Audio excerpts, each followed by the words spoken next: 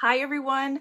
I have two notebooks that I received yesterday actually, and I am beyond excited about these. These are Archer and Olive, and they are standard size, like traveler's notebook size, and they're 144 pages. This is dot grid, and I'm so beside myself that there is a standard size thick notebook. I got two different colors because I just could not decide. So let's open these guys up and see how they look. Isn't this an amazing box that this is in? Oh my gosh. So I was a little nervous because when I got my package, the whole package was open.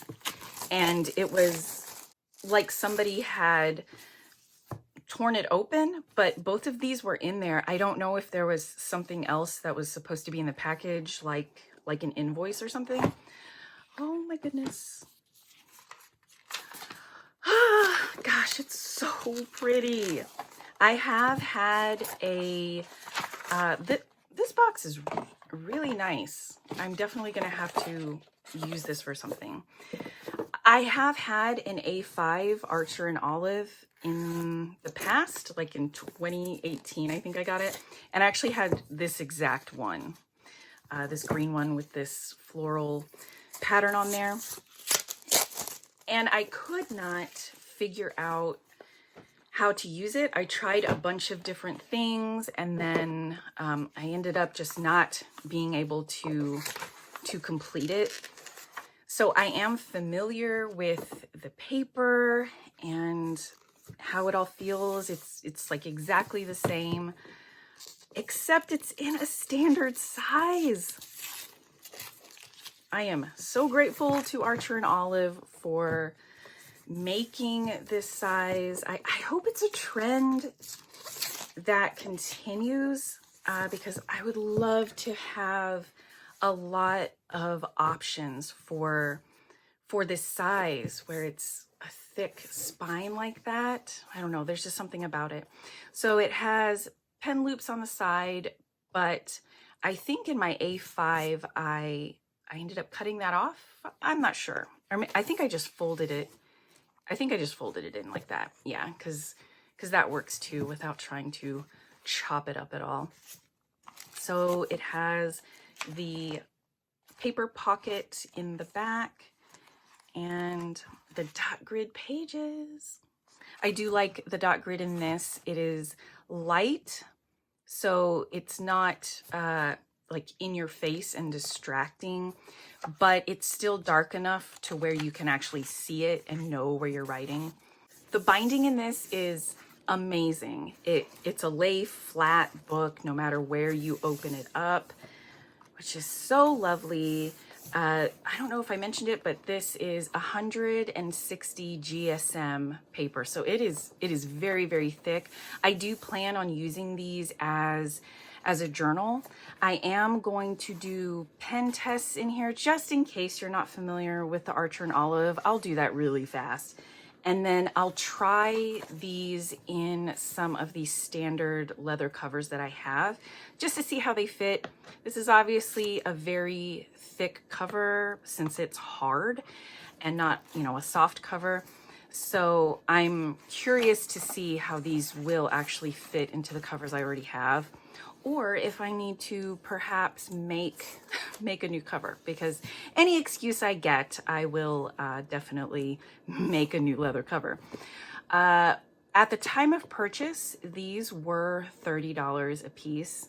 And honestly, with 144 pages, I could technically use up one notebook a month as a journal. And at 30 bucks a pop, this isn't very sustainable for me. I don't want to spend that much money on a notebook. So I'm going to use these up and fully enjoy them. But the price point, it would only be worth it to me if it was something that would last me a few months. But, you know, I can go through this amount of pages pretty quickly as a journal. So yeah, so anyway, like I said, I'll just enjoy these that I have and then move on to something a little more affordable. But yeah, let's go ahead and do a fast pen test. I'm just going to use what I have, and like once it's done, then I'll come back and show you everything. And I also think I feel like I'm going to use this green one first. Green is my favorite color, so I feel drawn to this one. But I have a way I want to decorate the cover, so I want to go ahead and try that out with you guys as well at the end of the video. All right, so let's get to the pen test.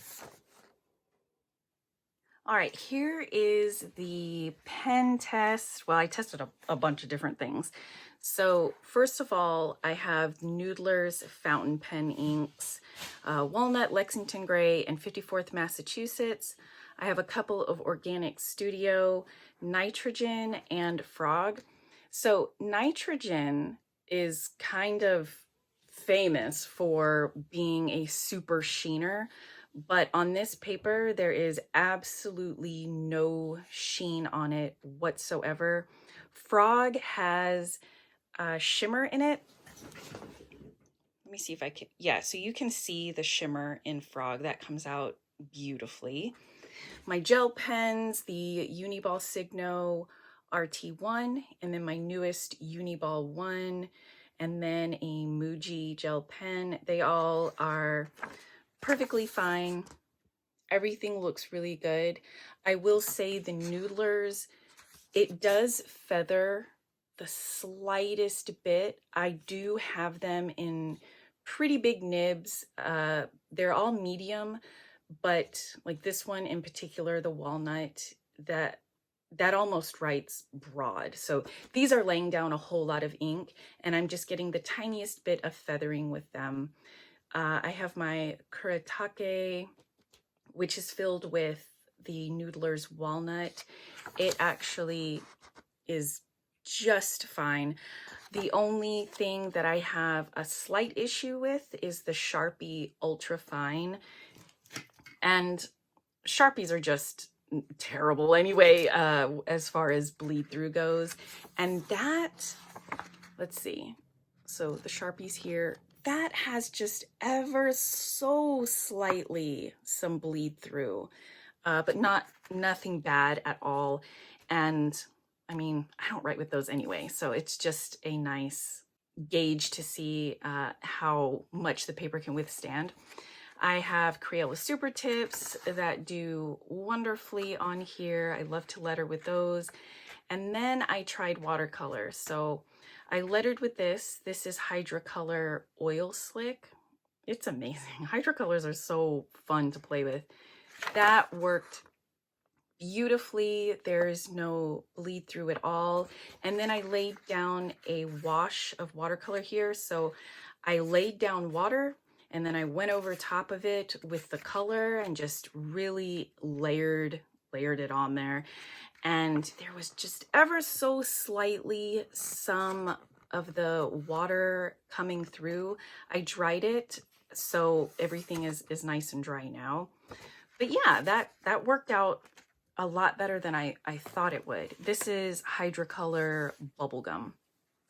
So I'm really happy with this paper. It's extremely good paper, especially if you're going to use lots of markers and stuff like that. I know this is really popular for people to do like bullet journaling and doing really like fancy, very artistic spreads. So I'm excited to incorporate this into journaling. Oh, cool. So there are 2 bookmarks. Let's find these guys. 2 bookmarks. That's so neat, but it has a charm on it. So it has their and symbol. Let's see if I could do this. There we go. So it's their and symbol, which is so pretty. I wasn't expecting that, so that is really lovely. So let's try this out in some of the standard covers that I have. I have, so this is a Lacao. This is also a Lacao, and they tend to be pretty wide and I think a little bit tall. So they might actually have enough room for this thick cover to fit in. And the pocket leather tends to be pretty thin as well. So let's see if we can get the elastic in there, kind of. The pen loop bulges pretty badly right there. So let's see. Yeah, that really needs to go in a little bit further. I'm also playing with the idea of not putting a cover on this just because the covers are really, really lovely. That's really not going in very much further. So I can get it even, but I am going to be bulking that up. There's no question about that. So it's going to outgrow this cover, I believe. It's going to be the same with this. It's made the exact same way. It's the exact same size.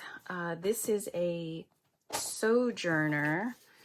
This is actually a traveler's notebook. So I wouldn't want to put it in here. That's going to stretch it out way too much for my liking to keep it in there. And I want to be able to see the front cover. Oh, I don't like that at all. Nope. Yeah, so I definitely wouldn't do this. And then on the strings, I absolutely hate putting thick notebooks like this on a string. I know a lot of people that works for them, but for some reason, I always have an issue where the string eventually cuts into the cover. So I just don't prefer that. I like the way it lays in the cover a lot better, being on the string like that. I would probably just make a slip pocket folder that I usually like to make and attach it to this string and then just slip this into the pocket. So that is definitely an option. Do you know I'm probably just going to end up making something myself, so who knows. All right, this is an actual traveler's notebook from Traveler's Company, and I ended up sewing this front pocket on it a while ago, but let's see what it looks like in this. I feel like this elastic probably needs to go down the middle. Yeah, well, I don't like how that fits. It is on the edge. Getting it on that string is going to be a little tricky. I really do think it's going to have to go right down the middle, but I absolutely do not like putting it down the middle of a thick notebook. If I were to put it on the string, it would definitely be on the back cover or on the front. So I don't like it in the Traveler's Company at all. All right, I want to decorate this, and I have some things here. I got this from an Etsy shop. It's a patch, and I love this so much. I love how big it is. I will link everything below, of course, but I was almost thinking of just putting it on the front like that. Let's see how it looks with this. I'm not opposed to using this mustardy one either. Oh, it really pops on there. Oh no. And I went ahead and punched out the labels that I like to use for my journals. So I usually write journal and then what number it is, and then the months that I am going to use in it. I think I am going to use the yellow one because I just really like the contrast. It looks kind of retro. So I don't know how these Dymo labels are going to stick on here. I'm going to try to put them down with just as they are, and then if they're not sticking very well, I'm going to go back and add some more adhesive underneath them, but I'm just going to give this a go. And I think I'm going to do it like this, where I have the journal up top with 2020 and then the months that will be contained in here. I'm almost done with my current journal, so I'm going to finish out July and then I should get the rest of August.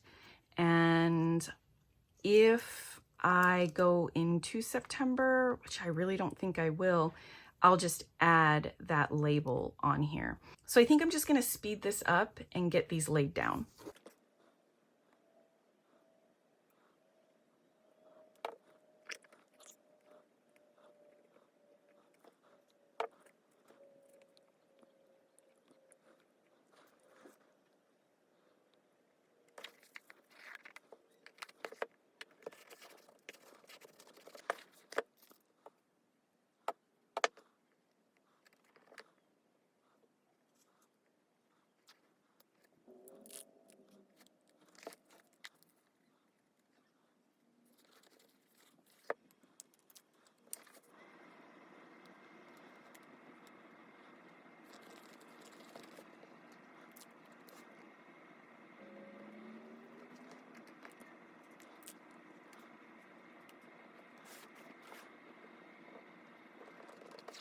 I think I'm done. So I put my journal label with the number 11 because this will be the 11th one of 2020. And then I'm going to start off in July and probably finish out in August, but I can add September here if I need to. And I stuck this patch on with my E6000 and it seems like a really good stick. So I'm just gonna see how this ends up working out, if I need to add a little more on the edges or if I need to redo these labels. They actually stick very, very well right now anyway. I'm surprised they're sticking as well as they are. And then I was aware of this and I am okay with it being over it like that. So yeah, I am excited about this. I may put some patches on the back. I have a few more patches, like some other butterflies and like Boba Fett. So we will see. I may just do that as I go. So I am very, very happy to have this finally.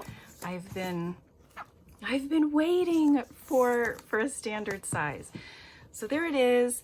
Let me know if you have any questions. I'll put all the links in the description for you. Thank you so much for watching, and I will see you all again soon. Bye.